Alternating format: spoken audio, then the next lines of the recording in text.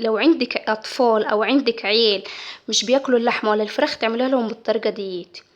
شايفين السمك حلو ازاي؟ نعمل واحد تاني. بسم الله. بصي يا حبايبي، انا هنا بدخل هويتي، بدخل ايدي. يا حبايبي هطلب منكم طلب بس. اللي عندي اشتراكات كتيرة حلوة، بس مفيش مشاهدات ولا لايكات كتيرة، معلش يعني.